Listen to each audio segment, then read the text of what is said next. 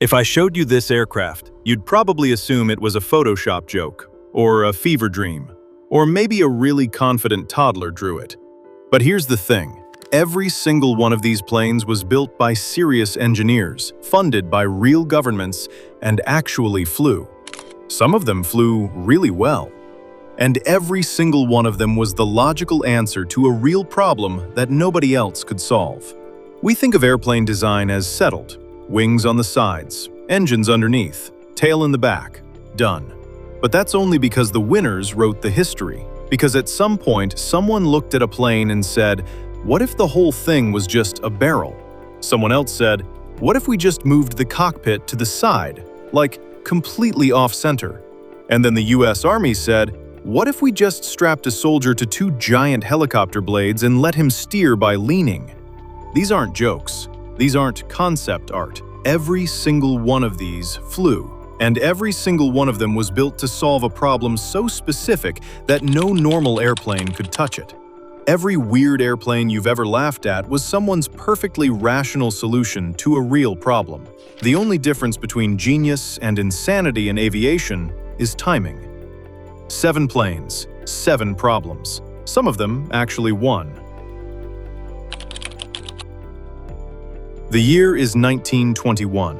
The first transatlantic flight happened just 2 years ago, and an Italian engineer named Gianni Caproni looks at that and thinks, "Cool, but what if we carried 100 passengers while doing it?" His solution? 9 wings, 8 engines. A flying boat the size of a small apartment building. The Caproni Ca.60, nicknamed the Noviplano, was supposed to be the world's first transatlantic airliner. 3 sets of triple wings stacked on top of a houseboat-sized hull, powered by 8 Liberty V12 engines. The logic was simple. More wings, more lift, more passengers, more range. In 1921, that math wasn't obviously wrong. Multi-wing designs had worked in World War I bombers. Caproni just scaled the concept way, way up. On March 4, 1921, the Noviplano lifted off from Lake Maggiore in the Italian Alps. It climbed to about 60 feet. Then the nose pitched up violently, the pilot lost control, and this 9-winged giant belly-flopped back into the lake and broke apart. It flew for less than a minute. But here's what most people miss. The concept wasn't stupid. The execution was ahead of its time. Transatlantic passenger flight did happen, just 18 years later, with flying boats that looked a lot more conventional but solved the exact same problem Caproni was chasing. Also Italian. Also Caproni, the manufacturer this time, not the designer. Meet Luigi Stipa, an engineer obsessed with one idea. What if you put a propeller inside a tube? Stipa understood something called the Venturi effect. When air flows through a tube that narrows in the middle, it speeds up. He figured if you built an entire airplane fuselage as one giant tube with the propeller inside, you'd get more thrust from the same engine. The result looked like someone strapped wings to a wine barrel. And in October 1932, it actually flew. It was stable, quiet, and the propeller efficiency did improve, just not enough to offset the massive drag of that barrel-shaped body. The Italian Air Force didn't pursue it. Stipa spent the rest of his life bitter about it, convinced he'd invented the jet engine and never gotten credit. And honestly, he had a point.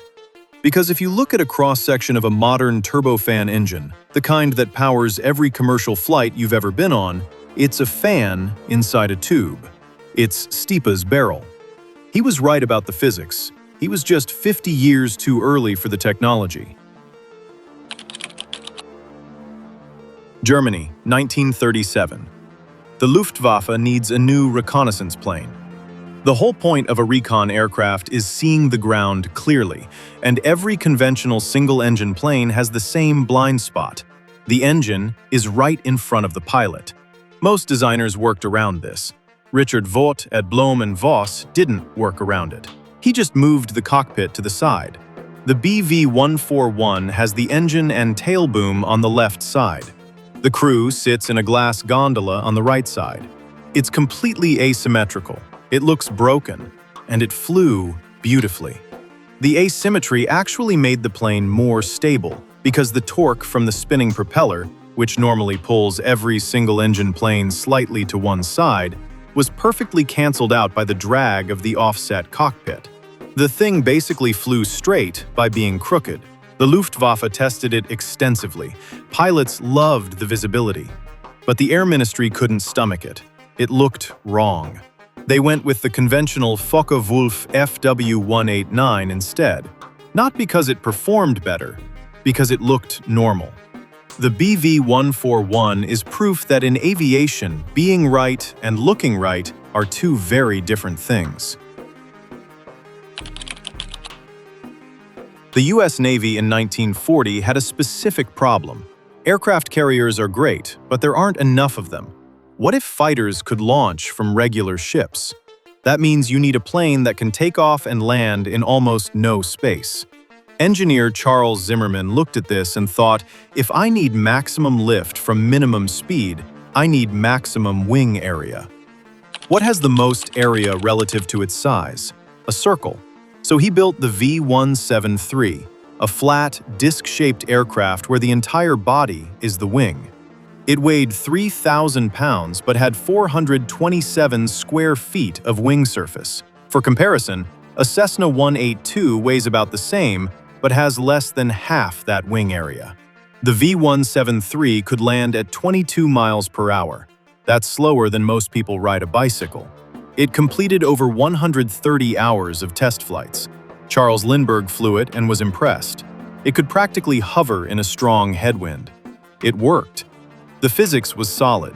The Navy even ordered a full combat version, the XF-5U, but by the time it was ready, jet engines had arrived. You don't need a pancake when you have a jet. The V-173 didn't fail. It just got overtaken by the future. The Korean War had just proven that infantry still mattered, even in the nuclear age. The US Army had a dream: give every scout soldier his own personal flying machine. An airborne motorcycle, something so simple that anyone could learn to fly it in 20 minutes. The Delackner Aerocycle was exactly that. A soldier stands on a platform. Below him, two 15-foot counter-rotating blades powered by a boat motor. You steer by leaning, like a surfboard. Handlebars with a motorcycle throttle. In early tests at the Brooklyn Army Terminal, it actually worked. Over 160 flights, max speed of 75 miles per hour. The Army ordered a dozen. Then the problems started. The two rotors spinning in opposite directions occasionally touched. When helicopter blades collide, they shatter instantly.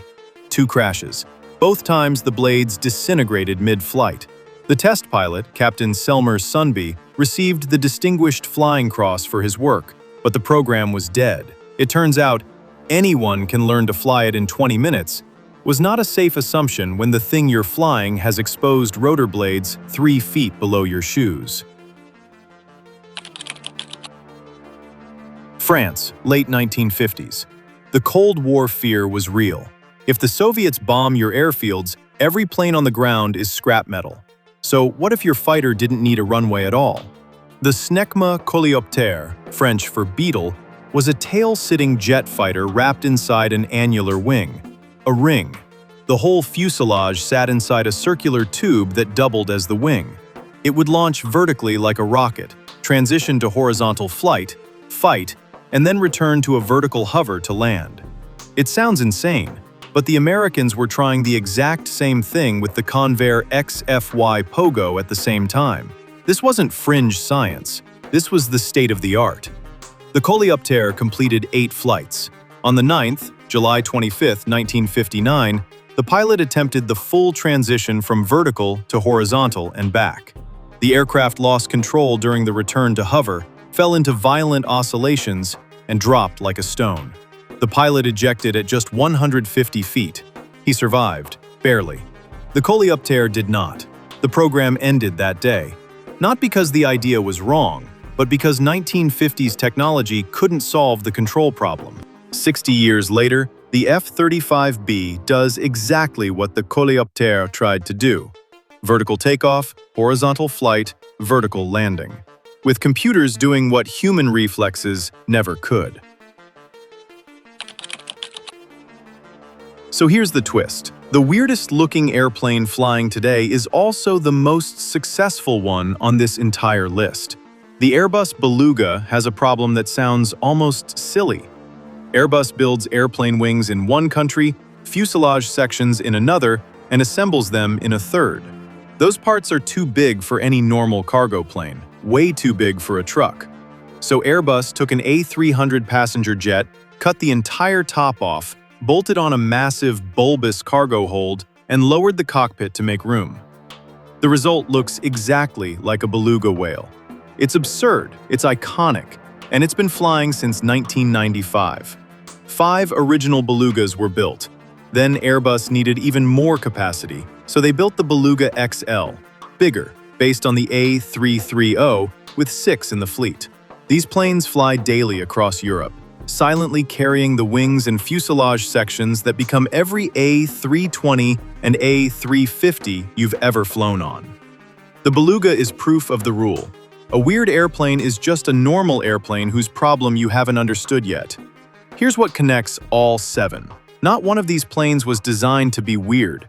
Everyone started with a real constraint that conventional designs couldn't handle. Some were decades ahead of their time. Some were killed by politics. One of them flies every single day. And the next time you see a plane that looks like it shouldn't exist, the next time your first instinct is to laugh, ask yourself, what problem is this solving that I just don't see yet? Because odds are, someone already figured it out. They just drew it different.